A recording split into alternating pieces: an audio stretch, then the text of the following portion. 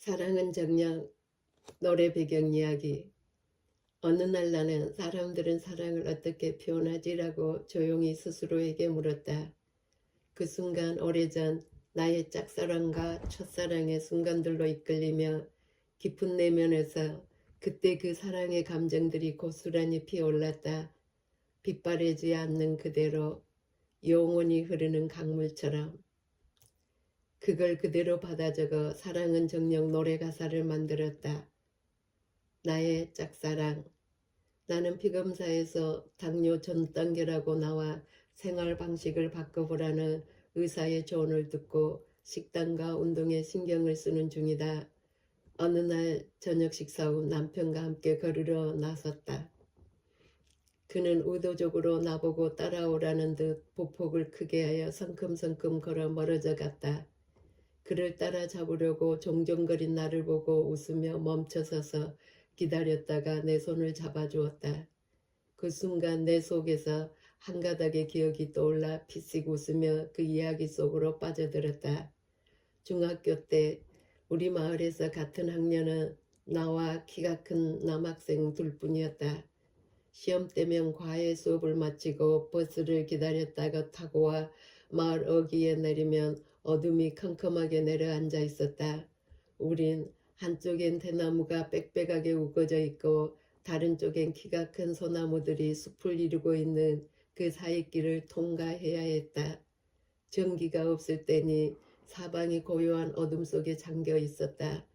대나무들의 흔들림 소리와 그림자들이 섞여 귀신들이 춤을 추는 듯 했고 언제든지 산에서 짐승들이 내려와 갑자기 덮칠 것만 같았다. 그 남자애는 의도적으로 버스에서 빠르게 내려 나보고 따라올 수 있으면 따라와 보라는 듯 성큼성큼 걸어서 멀어지다 코너 쪽을 돌아서면 보이지가 않았다. 나는 그를 따라잡으려고 반쯤 달리며 마음으론 같이 가자고 외치면서도 입은 봉에 있었다. 혹시 늑대가 나타나면 가방을 던지고 달아날 생각을 하면서도 그가 눈치채지 못하도록 안 뛰는 척 몰래 뛰었다. 그는 언제나 단정한 자세로 일찍 정류장에 나와 기다렸다가 여유 있게 버스를 탔다. 나는 게으름을 피우다 집에서 늦게 나와 저만치 오고 있는 버스를 놓치지 않으려고 교복 치마를 날리며 달리기가 일쑤였다. 그에게 헐떡이는 내 모습을 보이지 않으려고 숨을 멈추고 온몸 미세를 고쳐 다가가면 다 알고 있다는 듯한 표정이었다. 어쩌다 버스를 놓치는 날에는 지각하여 오는 불이익보다 그가 속으로 웃었을 생각에 더 속이 상했다. 시험 때는 그에게 지지 않으려고 열심히 공부를 했다. 어느 날 담임선생님이 진지한 톤으로 2등이 1등을 이긴 이야기를 해주며 우리들의 집중을 끌었다. 2등은 항상 1등을 차지한 학생을 이기려고 열심히 노력해도 이길 수가 없었다. 그런 그가 알아낸 한 가지 비밀은 1등의 방불이 언제나 밤 12시가 되어서야 꺼진다는 것이었다. 그래서 2등은 12시 반까지 공부하다 불을 꺼서 1등을 했다는 이야기로 우리의 경쟁심을 부추겨 반의 등수를 올리려는 선생님의 의도가 읽혀졌지만 그래도 그 이야기는 우리들의 마음을 움직였다. 우연찮게 우리 마당에서 서면 저 멀리 그의 방 불빛이 보였다. 여름밤의 마루에서 방정식을 풀다가도 방에 엎드려 한자를 쓰고 암기 과목을 애우다가도 그의 방불이 켜있나 훔쳐보고 꺼지기 전에 나도 잠을 자지 않았다. 어느 날 밤 흰눈 덮인 대지 위를 보름달이 환히 비추고 있었다. 그때까지 켜져 있던 그의 방불빛이 함께하여 심오한 부요함의 향연을 이루고 있었다. 그때 나의 단짝 친구는 공부도 잘하고 지식도 풍부하고 신비스럽기까지 하여 소설 속 데미안 같은 책을 많이 읽은 문학소녀였다. 나는 그녀의 합당한 친구가 되기 위하여 경쟁심을 가지고 고전책을 많이 읽었다. 마당 한 귀퉁이에 서 있는 감나무 가지 사이에 앉을 자리를 만들어 담을 타고 올라가 그늘에서 책을 읽었다. 나의 마음의 깊이와 넓이가 커가는 걸 느끼며 만족했다. 도스토예프스키의 카라마초프 형제들과 죄와 벌 같은 책들은 뜻도 모르면서 자랑하려고 읽었다. 그러면서 자라난 나의 시심은 사춘기의 혼의 노래를 그와 엮어 끊임없이 지어냈다. 그는 다른 학생들과 자유롭게 이야기하다가도 나만 보면 갑자기 조용해졌다. 안 보는 척 멀리서 나를 훔쳐보고 있는 그에게서 과장된 냉랭함을 읽으며 내 마음은 애달픔으로 더욱 일렁거렸다. 초가을 수수밭의 소슬바람은 우리들의 마음의 속삭임 같았다. 저녁 먹게 밭에 가서 고구마 순 좀 따오느라고 이르셨던 엄마의 부탁을 무시해버릴 만큼 나를 끌어당긴 힘이 커서 한참을 헤매다가 엄마한테 혼나게 할 만큼 환상에 빠지게 했다.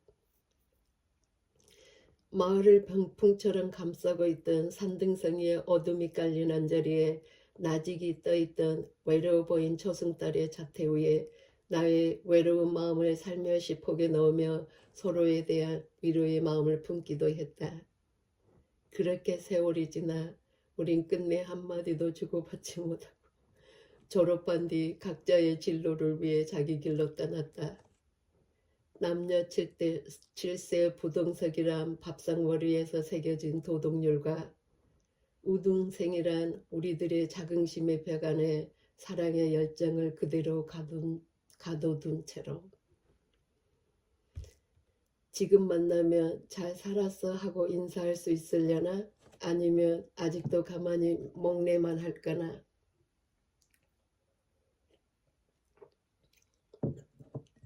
나의 첫사랑. 집도 나온 시골 소녀가 도시 생활의 각박함 속에서 살아남으려고 손에 쥔 게 성경 구절들이 적힌 암송 카드였다. 하나님의 무한하심이, 믿는 자에게 주어지는 권세가, 사랑의 위로함이, 동행함의 축복이, 생명 넘어 생명이 빈궁한 나의 마음을 채워 권세 있는 하나님의 공주로 나를 세워주었다. 가난한 곳에 선교사로 가서 사람들의 마음을 채우리란 꿈을 가지고 있을 때였다. 나는 간호학원을 나와 외과 개인병원에서 근무를 했다. 외래 진료와 수술과 병실을 커버하며 보고 익힌 경험들이 오지의 선교사로 가면 간접적이나마 도움이 되겠다 싶어 적극적으로 살고 있을 때였다. 어느 날 연세가 지긋한 남자분이 위암 환자로 큰 병원에서 수술을 받은 후 경과가 호전되지 않는 상태에서 집이 가까운 우리 병원으로 옮겨와 지내게 되었다. 환자도 가족들도 조심성이 깊고 검소하게 살아간다는 것을 한눈에 알 수 있었다. 환자에 대한 희망 없는 어려운 시간들을 보내는 동안 가족들의 애태움과 우리의 애절함이 함께하며 서로의 마음의 끈을 묶게 하는 시기이기도 했다. 밤에 아프면 참지 말고 배를 누르라 해도 우리의 잠을 깨우지 않으려고 고통을 참아보려 애쓰는 아버지, 자식들을 챙기려 마음의 동요함을 억누르는 사이로 슬픔이 흘러나와 걱정됐던 어머니, 결혼한 누나, 그리고 나보다 2살 어린 부산공대 4학년인 그가 있었다. 그는 조심성이 깊고 말이 별로 없는 중에 마음으로 감사함을 표현하고 있었다. 밤중에 벨이 울려 진통제를 주려고 병실 문을 여니 그가 공부하다 얼굴에 책을 얹고 간이 침대에서 잠들어 있었다. 부유함이 없는 중에도 자기 길을 잘 가고 있는 그가 부유해 보였다. 아버지도 나도 그를 깨지 않으려고 조용히 처치하고 있는데 그가 알아차리고 얼른 일어나 겸언쩍어 했다. 아버지가 잠든 걸 보고 그는 나를 따라 병실 문을 나섰다. 우리는 병원을 나와 이런저런 이야기를 하며 걸었다. 내가 누나라고 불러도 될까요? 라고 묻는 그의 물음에 조심스러워했던 청년에서 한 남성으로 불쑥 나에게 다가섬을 느꼈다. 그래, 그렇게 해 하며 내 마음은 한 남성을 받아들이며 설렘이 일고 있었다. 한참을 우리와 함께 있던 아버지는 상태가 안 좋아져 집으로 옮겨가 돌아가셨다. 장례를 치른 후 가족들은 우리에게 감사 인사를 하러 왔다. 그의 어머니가 나의 쉬는 날 초대를 해줘서 정성스러운 음식을 얻어먹었다. 그날 오후 우리는 집을 나와 범어사 계곡으로 걸으러 갔다. 한 발짝만큼의 거리를 사이에 두고 우리는 말보다 마음으로 말을 하며 천천히 걸었다. 그의 몸에 채취가 좋았다. 그는 자기의 공부와 앞으로의 계획에 대해 말하며 내게 미래에 하고 싶은 일이 뭐냐고 물었다. 나는 너무나도 조심스럽고 미안한 마음으로 선교사 훈련 과정에 참여할 생각이라고 말했다. 누나의 신앙이 그 정도였어요 라고 하는 그의 목소리에 깊은 한숨이 묻어 있음을 알 수 있었다. 그리고 우리는 아무 말 없었던 것처럼 현실 앞에 무너질 우리 사이의 그림자를 마음의 천을 꺼내 덮어두었다. 그는 내 시간에 맞춰 늘 함께 해주었다. 시험 때도 크게 상관하지 않는 듯 했다. 그가 병역 문제로 얼마 동안 떨어져 있다 돌아온 날 나는 부산역에 마중 나갈까 하니 내가 부산역에 마중 나갈까 하니 망설임 없이 예라고 해서 나갔다. 사람들로 붐빈 저 멀리에 그의 누나가 마중 나와 서 있었다. 아차, 내가 괜히 나온다고 했나 생각하며 뒤편 멀찍이 서 있었다.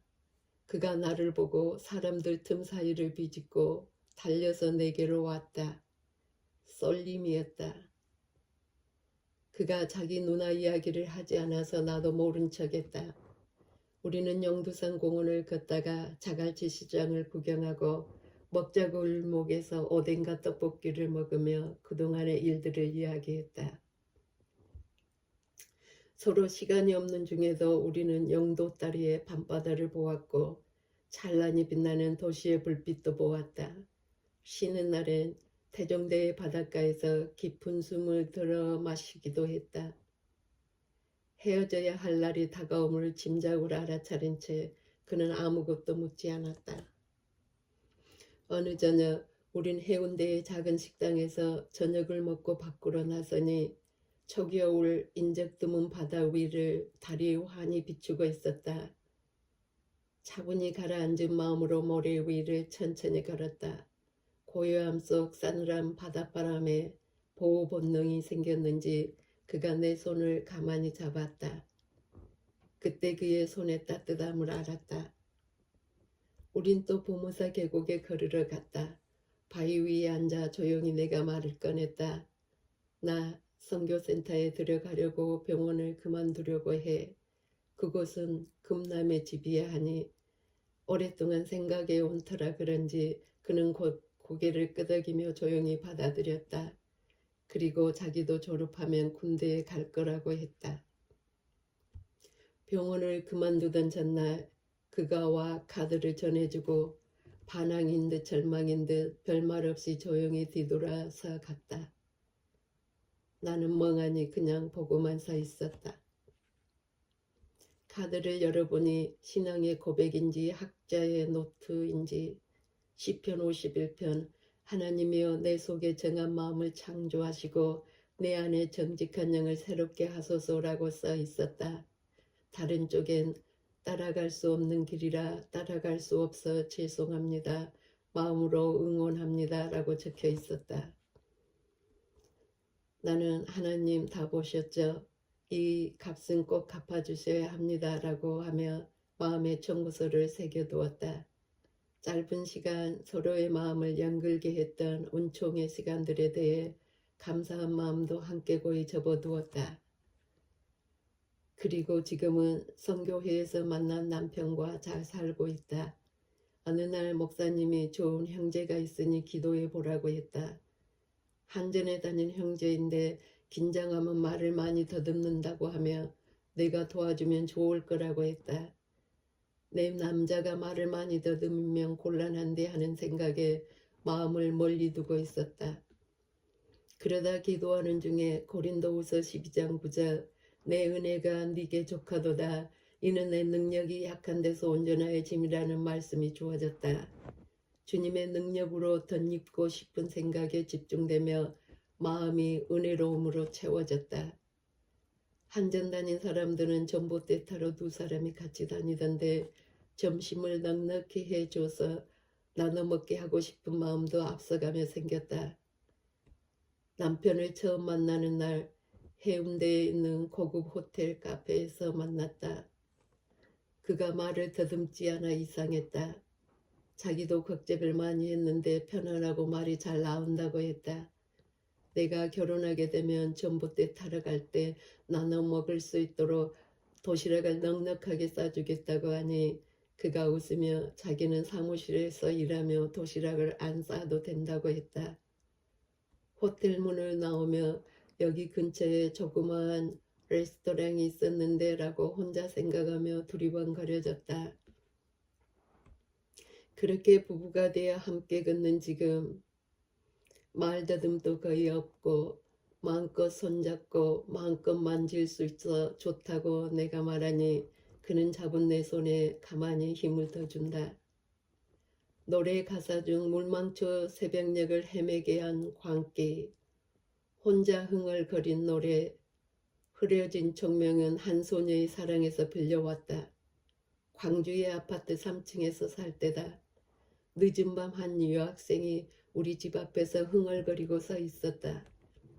다음날 궁금해서 알아보니 우리 윗집에 사는 같은 반 남학생을 혼자 좋아해서 그렇다는 수군거림이 있었다. 다음날 또 새벽 2시쯤 밖에서 노래소리가 들렸다.